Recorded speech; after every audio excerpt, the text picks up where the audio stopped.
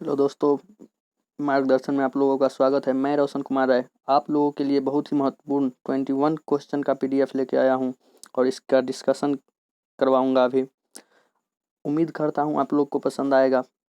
चलिए मैं अपना डिस्कशन शुरू करता हूं। मेरा पहला क्वेश्चन है, मनुष्य के मस्तिष्क का कौन सा भाग नींद का नियंत्रण करता है? तो इसका सही आंसर हो जाएगा पिनियल ग्रंथि। पिनियल ग्रंथि को ही हमारे शरीर के तीसरी आंख के नाम से भी जाना जाता है। अगर हम कभी कभी ऐसा होता है मेरे साथ कि सोए रहते हैं और नींद में ही उठ जाते हैं, चल फिर लेते हैं, आके फिर सो जाते हैं, हमें पता भी नहीं चलता है। उस समय हमारा पिनियल ग्लैंड जो है सो अच्छे तरह से काम नहीं कर पाते हैं।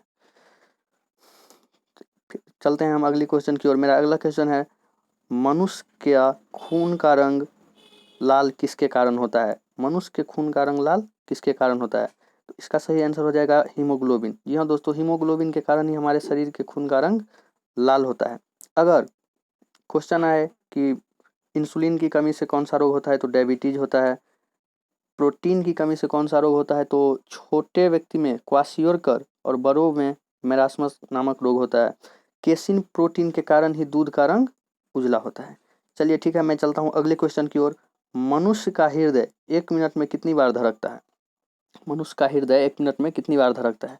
तो मनुष्य का हृदय जो है मेरे दोस्तों 1 मिनट में लगभग 72 बार धड़कता है। अगर कोई स्वस्थ मनुष्य है, उसके उसका हृदय जो है सो 1 मिनट में 72 बार धड़केगा। तो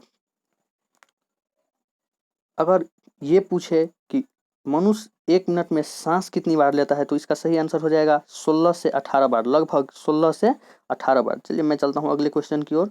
मेरा अगला क्वेश्चन है, पौधे का रसोई घर किसे कहा जाता है? पौधे का रसोई घर किसे कहा जाता है? तो मेरे दोस्तों, पौधे का रसोई घर जो है सो पत्ती को कहा जाता है, क्योंकि पौधा का जो भोजन तैयार होता है वो पत्ती में होता है। और हम लोग भली भांति जानते हैं कि जहाँ पे भोजन तैयार किया जाता है उसे ही रसोई घर बोला जाता है।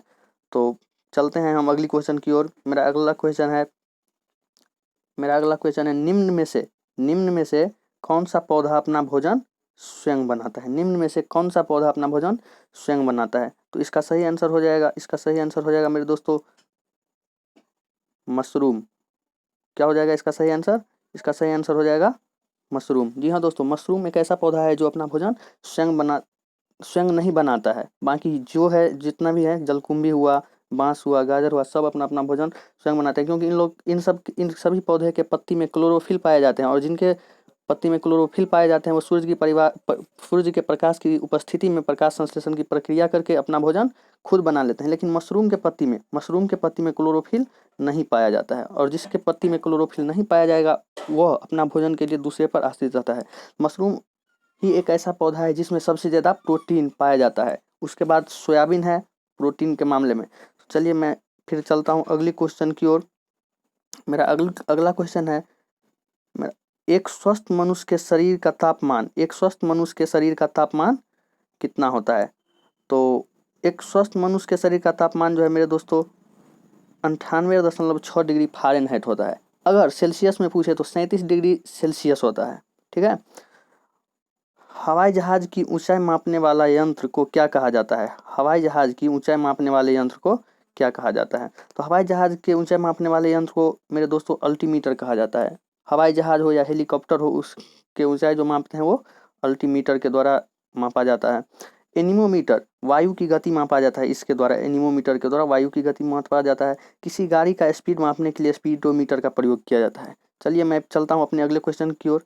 मोबाइल फ़ोन का आविष्कार किसने किया था? मोबाइल फ़ोन का आविष्कार किसने किया था? तो इसका सही आंसर हो जाएगा मार्टिन कूपर। मोबाइल फ़ोन का आविष्कार मार्टिन कूपर ने किया था। ग्राहम बेल ने टेलीफोन का आविष्कार किया था। जेल वेयर ने जेएल वेयर ने टेलीविज़न का आविष्कार किया था। और मैकमिलन जो है सो साइकिल का आविष्कार किया था। ठीक है मेरे दोस्तों, आशा करता हूँ आप लोग को अच्छा लगता होगा। चलते हैं हम अगली क्वेश्चन की ओर। मेरा अगला क्वेश्चन है, प्रति एकांक क्षेत्रफल पर आरोपित लगने वाले बल को क्या कहा जाता है? तो प्रति एकांक क्षेत्रफल पर आरोपित लगने वाले बल को दाब कहा जाता है। ठीक है, दाब कहा जाता है। और दाब का ऐसा मात्रक पास्कल होता है, कार्य का ऐसा मात्रक जूल होता है, शक्ति का ऐसा मात्रक वाट होता है, और ऊर्जा का भी ऐसा मात्रक जूल होता है। ठीक है मेरे दोस्तों, तो मैं चलता हूँ फिर से अपने अगले क्वेश्चन की ओर। मेरा अगला क्वेश्चन है द्रव्यमान का ऐसे मात्रक क्या होता है। द्रव्यमान का ऐसे मात्रक क्या होता है। तो द्रव्यमान का मतलब अगर हम कोई चीज़ वस्तु खरीदते हैं तो किलोग्राम का यूज करते हैं, मतलब वजन, द्रव्यमान का अर्थ हुआ वजन, तो वजन के लिए किलोग्राम का यूज किया जाता है और ऐसे मात्रक भी उसका किलोग्राम ही होता है। ठीक है, किलोमीटर जो है सो दूरी का ऐसा मात्रक होगा, न्यूटन जो है सो बल का ऐसा मात्रक होगा और पास्कल दाब का ऐसा मात्रक होगा। ठीक है, चलिए मैं अगली क्वेश्चन की ओर चलता हूँ। मेरा अगला क्वेश्चन है अम्ल का स्वाद कैसा होता है। अम्ल का स्वाद कैसा होता है, तो मैं बता दूं अम्ल का स्वाद खट्टा होता है। अम्ल का स्वाद खट्टा होता है और क्षार का स्वाद कड़वा होता है। अम्ल का स्वाद खट्टा होता है और क्षार का स्वाद कड़वा होता है। चलिए मैं अगली क्वेश्चन की ओर चलता हूँ। मेरा अगला क्वेश्चन है फलों को कृत्रिम रूप से पकाने के लिए किसका प्रयोग किया जाता है। फलों को पकाने के लिए, कच्चे फल जो होता है उसको पकाने के लिए जो हम लोग यूज करते हैं, वैसे अपने भाषा में हम लोग उसको कार्बेट बोल देते हैं, लेकिन वास्तव में वह क्या रहता है, तो उसका सही आंसर हो जाएगा एसिटिलीन। एसिटिलीन का यूज किया जाता है कच्चे फलों को पकाने के लिए। ठीक है मेरे दोस्तों, मेरा अगला क्वेश्चन है थर्मामीटर में किस तत्व का प्रयोग किया जाता है। थर्मामीटर में किस तत्व का प्रयोग किया जाता है। थर्मामीटर में मेरे दोस्तों पारा का प्रयोग किया जाता है, क्योंकि पारा एक ऐसा धातु है जो द्रव अवस्था में पाया जाता है। जी हाँ दोस्तों, बहुत ही इंपॉर्टेंट क्वेश्चन है ये, VVI क्वेश्चन बोल सकते हैं इसको। पारा एकमात्र ऐसा धातु है जो द्रव अवस्था में पाया जाता है और यह शीशा से चिपकता नहीं है, इसलिए इसका प्रयोग थर्मामीटर में किया जाता है। चलिए मैं अपने अगला क्वेश्चन की ओर चलता हूँ। मेरा अगला क्वेश्चन है निम्न में से सबसे कठोरतम पदार्थ कौन सा है।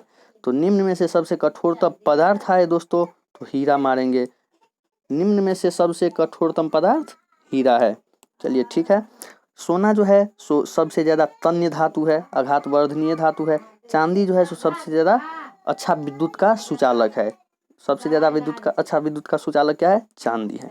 ठीक है, मेरा अगला क्वेश्चन है 15 नंबर क्वेश्चन, हवा से भी हल्की गैस का नाम क्या है। हवा से भी हल्की गैस का नाम क्या है। तो हवा से भी हल्की गैस जो है सो हाइड्रोजन है मेरे मित्र। हाइड्रोजन, कभी कभार हम मेला घूमने जाते हैं तो वहाँ देखते हैं कि एक ऐसा गुब्बारा मिलता रहता है जो छोड़ दे हाथ से तो आसानी से ऊपर उड़ जाता है, तो उसमें कौन सा गैस रहता है, हाइड्रोजन गैस रहता है, जो हवा में भी तैर सकता है। चलिए मैं अपना अगला क्वेश्चन लेके आता हूँ आप लोगों के पास। सौरमंडल का किस ग्रह को सुबह तथा शाम का तारा कहा जाता है। सौरमंडल के किस ग्रह को सुबह तथा शाम का तारा कहा जाता है। तो इसका सही आंसर हो जाएगा शुक्र। शुक्र को ही सुबह तथा शाम का तारा कहा जाता है। सबसे चमकीला ग्रह भी शुक्र को ही कहा जाता है। पृथ्वी के जुड़वा बहन के नाम से भी शुक्र को ही जाना जाता है। ठीक है, बुध सबसे छोटा ग्रह है, सूर्य के सबसे निकट का ग्रह है। पृथ्वी एकमात्र ऐसा ग्रह है जिसपे जीवन संभव है और पृथ्वी को ही नीला ग्रह के नाम से भी जाना जाता है। शनि हमारे सौरमंडल का दूसरा सबसे बड़ा ग्रह है और यह मात्र एक ऐसा ग्रह है जिसके चारों ओर वलय पाया जाता है। ठीक है मेरे मित्रों, तो मैं चलता हूँ अगली क्वेश्चन की ओर। मेरा अगला क्वेश्चन है सूर्य के सतह का तापमान कितना होता है। सूर्य के सतह का तापमान कितना होता है। तो इसका सही आंसर हो जाएगा 6000 डिग्री सेल्सियस। अगर सूर्य के केंद्र का तापमान पूछे तो केंद्र का तापमान लगभग 21 लाख से 25 लाख के बीच में होता है। तो चलता हूँ मैं अपना अगला क्वेश्चन की ओर और आशा करता हूँ आप लोग को अच्छा लगता होगा। मेरा अगला क्वेश्चन है सौरमंडल का सबसे गर्म ग्रह कौन सा है। सौरमंडल का सबसे गर्म ग्रह कौन सा है। तो इसका सही आंसर हो जाएगा सौरमंडल का सबसे गर्म ग्रह शुक्र है। देखिए दोस्तों, इसमें कंफ्यूज नहीं करना है, क्योंकि बुध सूर्य के सबसे नजदीक है तो लगता होगा कि बुध सबसे गर्म होगा, लेकिन नहीं, सबसे गर्म ग्रह शुक्र है। चलिए बुध के बारे में तो हम चर्चा कर लिए थे। बुध जो है सो सूर्य की परिक्रमा मात्र 88 दिनों में करता है। ठीक है, सूर्य हमारे सौरमंडल के मुखिया के नाम से जाना जाता है और इसमें नाभिकीय संलयन की क्रिया होती है। मंगल जो है सो लाल ग्रह के नाम से जाना जाता है मंगल को, और यह पृथ्वी, मंगल और शुक्र के बीच में स्थित है। ठीक है, मैं अगली क्वेश्चन की ओर चलता हूँ। मेरा अगला क्वेश्चन है जीरो डिग्री अक्षांश को क्या कहा जाता है। तो 0 डिग्री अक्षांश को क्या कहा जाता है? तो 0 डिग्री अक्षांश को भूमध्य रेखा कहा जाता है। कर्क रेखा 23 डिग्री उत्तरी अक्षांश, सॉरी 23.5 डिग्री उत्तरी अक्षांश को, 23.5 डिग्री उत्तरी अक्षांश को कर्क रेखा कहा जाता है। 23.5 डिग्री दक्षिणी अक्षांश को मकर रेखा कहा जाता है। और ध्रुव जो है सो 90 डिग्री लंबवत होता है पृथ्वी के केंद्र से, ठीक है। तो भूमध्य रेखा जो है सो 0 डिग्री अक्षांश को भूमध्य रेखा कहा जाता है। और भूमध्य रेखा ही एकमात्र ऐसा रेखा है जो पृथ्वी को 2 भागों में बांटती है, ठीक है। तो मैं चलता हूँ अपने आज के लास्ट क्वेश्चन की तरफ। और मेरा लास्ट क्वेश्चन है निम्नलिखित में से कौन सा अजैव संसाधन है? निम्नलिखित में से कौन सा अजैव संसाधन है? तो इसका सही आंसर हो जाएगा मेरे मित्रों लकड़ी। अजैव संसाधन और संसाधन को मुख्य रूप से दो प्रकार में बांटा गया है, एक जैव और दूसरा अजैव। जैव संसाधन उसको बोलते हैं जो सजीव हो या जिंदा हो, और अजैव संसाधन उन्हें बोलते हैं जो निर्जीव हो। तो इसमें हम भली भांति कह सकते हैं कि लकड़ी एक निर्जीव चीज है, इसलिए लकड़ी हमारा सही आंसर हो जाएगा। मैं आशा करता हूँ आप लोग को यह वीडियो अच्छा लगा होगा। अगर अच्छा लगा हो तो मेरे चैनल को सब्सक्राइब कर दीजिए, आपको आगे भी इस प्रकार के वीडियो मिलते रहेंगे। और चैनल सब्सक्राइब करने के बाद बेल आइकन को दबाना ना भूलें। धन्यवाद मित्रों, मुझे आप लोगों की सपोर्ट की ज़रूरत है, और मैं लगभग सप्ताह में 2-3 ऐसा वीडियो अपलोड करवाता रहूँगा, ठीक है। धन्यवाद।